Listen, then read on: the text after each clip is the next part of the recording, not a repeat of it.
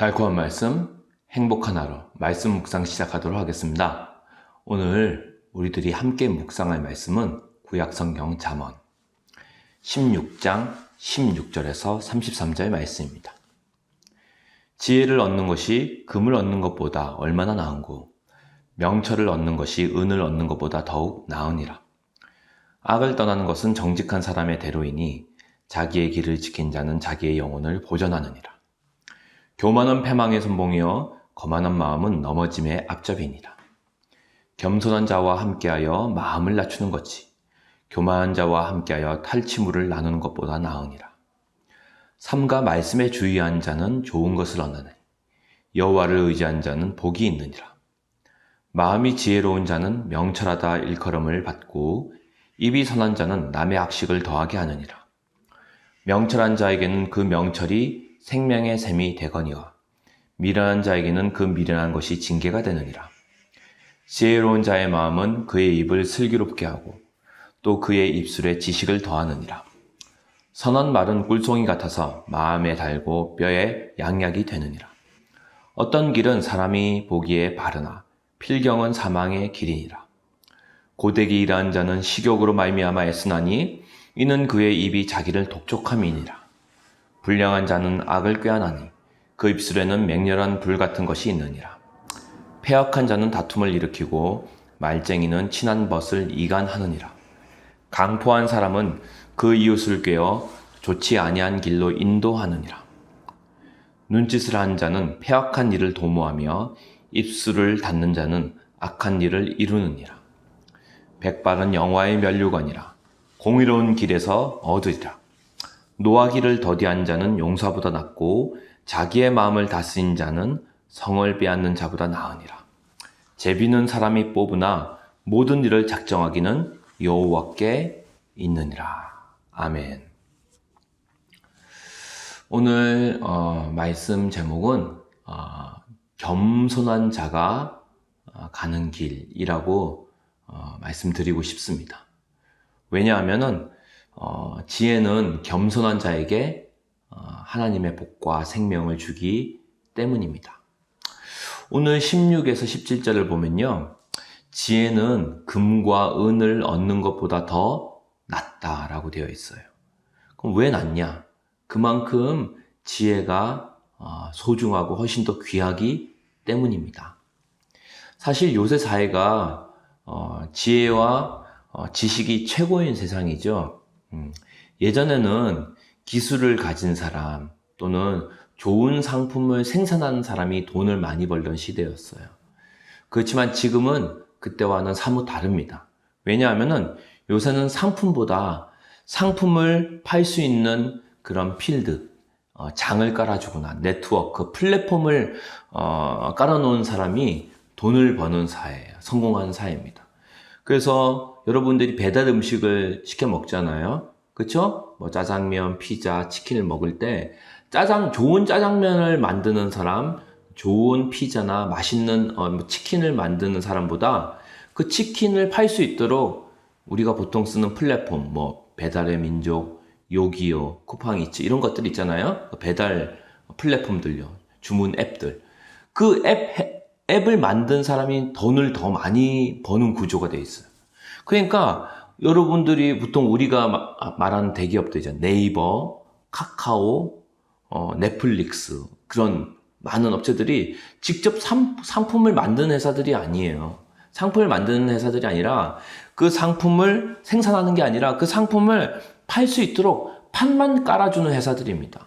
그런데도 굉장한 많은 소득이 있고 이익을 창출한다는 거죠.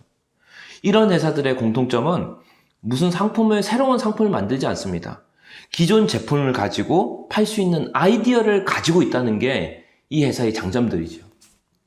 그것은 단순히 정보가 아니라 지혜고 아이디어인 거예요. 그러니까 오늘은 이런 아이디어, 이런 지혜가 돈보다 훨씬 더 가치가 있습니다. 하물며 세상의 아이디어나 지혜도 이 정도인데 하나님의 지혜는 얼마나 위대할까요? 21절에서 30절 말씀을 보면은 이런 지혜들이 계속 말에서도 나타난다는 거죠. 그래서 지혜로운 사람은 입술에서 생명이 나온대요. 그리고 지식이 나온대요. 그리고 그 지식과 지혜는 사람을 세우고 평화를 가져오고 그 땅에 온전한 번영과 부요를 가져옵니다. 그런데 반면에 어리석은 사람은 그 입술에서 무엇이 나온다? 죽음, 사망이 나온다는 거예요. 입에서 계속 뭐가 나온다? 거짓말이 나온다는 거예요. 싸움이 나오고 다툼이 나온다는 거예요. 예. 어리석은 사람의 삶에서는 늘 이렇게 갈등이 있다는 거죠. 어려움이 있다는 거죠.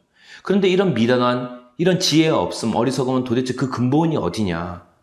18절 말씀에 나와 있죠. 교만은 패망의 선봉이요 거만한 마음은 넘어짐의 앞잡이니라. 즉 성경은 교만이 바로 패망의 선봉이고 넘어짐의 앞잡이라고 말하고 있습니다. 왜 사탄 마귀가 타락했을까요? 바로 교만했기 때문입니다. 교만했기 때문입니다. 왜 아담이 하나님 앞에서 선악과를 먹고 결국 죽음에 이르게 되었을까요? 교만했기 때문이에요.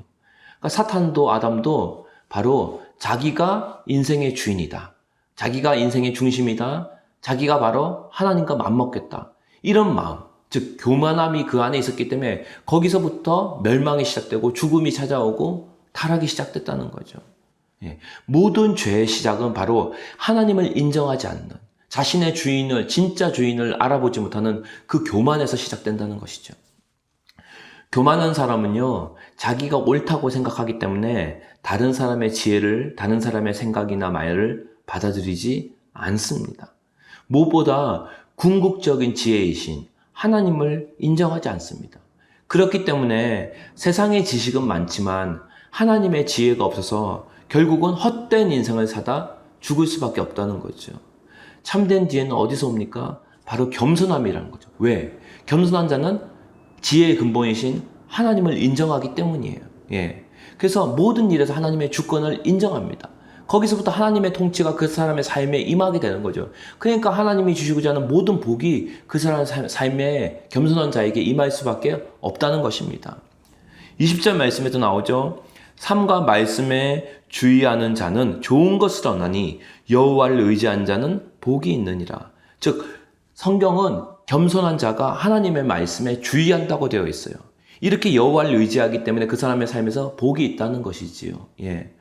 근데 25절 말씀에 이렇게 되어 있어요. 어떤 길은 사람이 보기에 바르나 필경은 사망의 길이니라. 그러니까 세상 사람들이 볼 때는 박수치는 인생이지만 하나님 보시기에는 완전히 정말 불쌍한 인생, 망한 인생이 있다는 거예요. 예. 이것이 진짜 지혜와 가짜 지혜를 구분하는 기회라는 거죠. 세상에서 말하는 가짜 지혜는 세상 사람들이 볼 때 박수치는 인생일 수 있어요. 저 사람 저렇게 해서 돈 벌었대. 저렇게 해서 뭐 했대라고 박수를 받습니다. 그렇지만 하나님 앞에서는 하나님을 인정하지 않는 인생이기 때문에, 교만한 인생이기 때문에 결국은 이 세상에서도 망할 수밖에 없고, 이 세상에서 망하지 않다 그래도 심판의 날, 마지막 날에 하나님 앞에서 결국은 궁극적으로 정말로 영원한 심판을 받게 되는 가장 불쌍한 인생, 정말로 공허한 인생을 살았다는 거죠. 그게 하나님의 마지막 판단이라는 겁니다. 네. 33절 제비는 사람이 뽑으나 모든 일을 작정하기는 여호와께 있느니라.